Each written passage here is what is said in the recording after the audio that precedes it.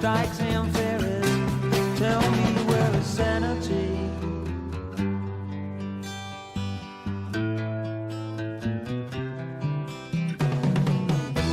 Tax the rich, feed the poor, till there are no rich no more.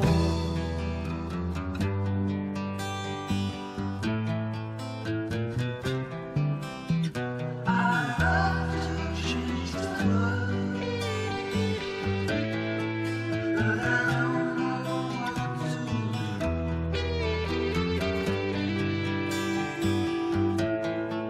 So I leave it up to you.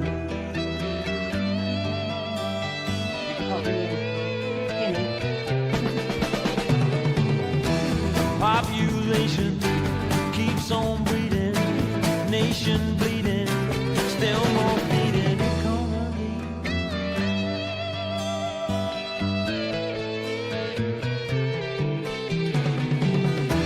Life is funny, skies are sunny, bees make honey, who needs money? Monopoly.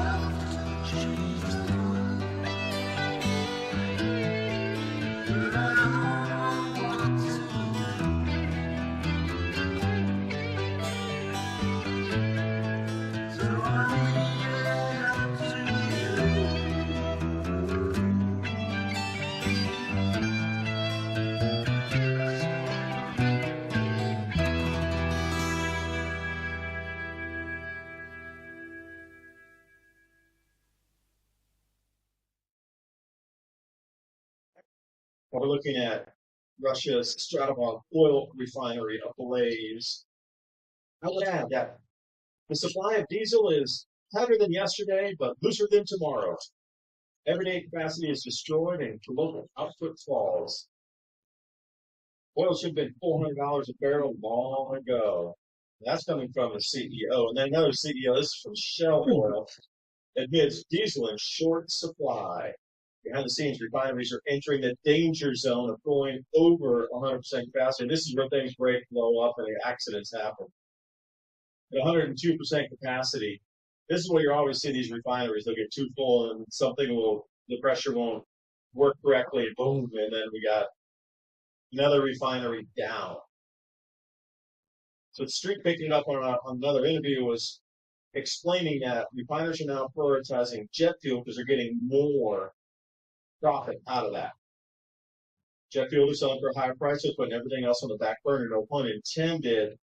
But refineries are now prioritizing jet fuel production because the prices are higher and they're not producing as much diesel, which is creating that feedback loop as refineries go down and other refineries are producing less. Then we got diesel retail prices in the U.S. being kept artificially low. We're pushing for fuel price suppression ahead of the midterms. And after the midterms, they're going to let that pressure off. And man, we are going to see some things just go vertical. And then something not a lot of people are talking about also the shutdown of maintenance in some of these refineries. Shell CEO coming back in and said they're going to reduce capacity 93% their quarter for maintenance. They're going to go from 102, which is incredible dangerous anyway. And then they're going to throttle it back to 93. So you can already see there's writing on the wall if you're out there to look.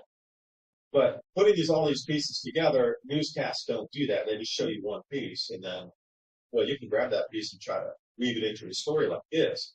There's a lot of things going on out here that are showing, especially when we get into October, September, October, these wheat harvests coming in, corn harvests as well, soybean harvests. I mean, how much is they going to add to the cost or strand crops in the field because we just can't get it?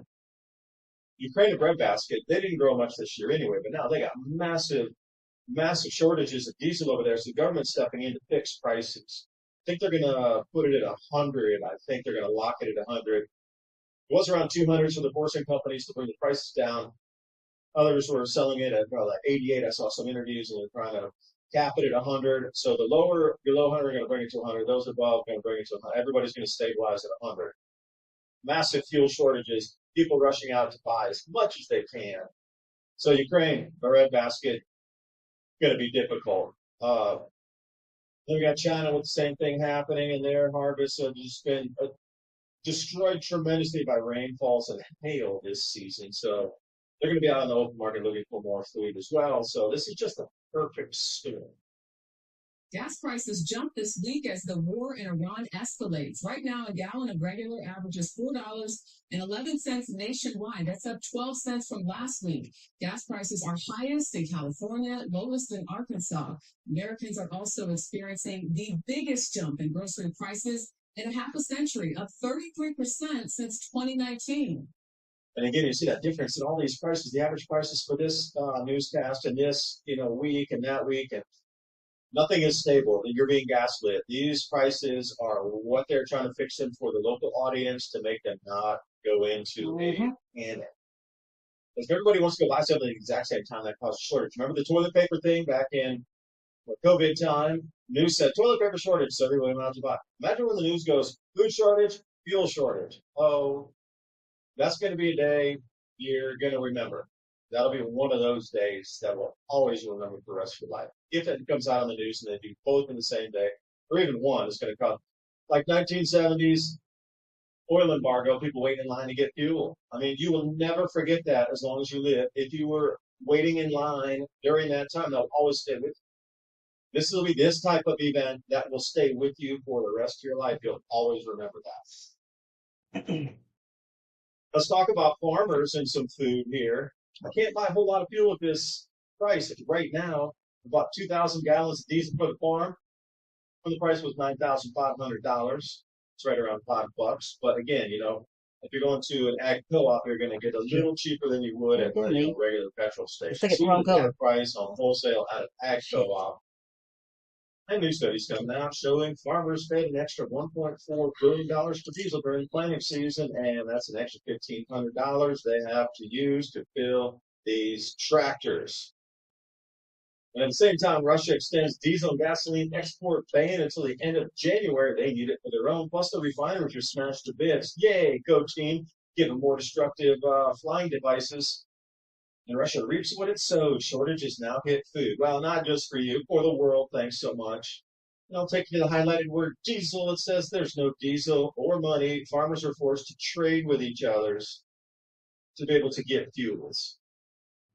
And what that means was that some farmers, like the other guy, for example, bought 2,000 gallons. And they still have some in their tank. So they had more than they need currently. They're sitting, waiting for the harvest season to come. Other farmers don't have any, zero, and they need it now just for the basics to get ready for the harvest season. So you're out there trading to see what kind of fuels they can get. This is the way it is in Russia. By the way, Russia, main grain exporter on the planet. United States, we went into 150-year lows on grain production this year in wheat. Australia, struggling, way low. And you just look around, and you see that breadbasket, formerly called Ukraine, that's going offline. The amount of food we're not growing, and then all the losses in perfect. China are staggering from the floods this year. You start to add all these on, like there's a loss here, loss there. That's why a lot of analysts are putting it at the minimum, I would say between 19 to say 25% yield loss this year in the grains, specifically wheats and rice. Those two, not so much soy, not so much corn, but wheat and rice. Put it right up with that category. Those are major grain staples for a lot of people. When those prices go up that much, it's causing a problem. It's going to be, food's going to get more expensive. So just, it's going to slowly grind up. So just get ready for higher prices wherever you look, at least for the next, 6 to 9 months.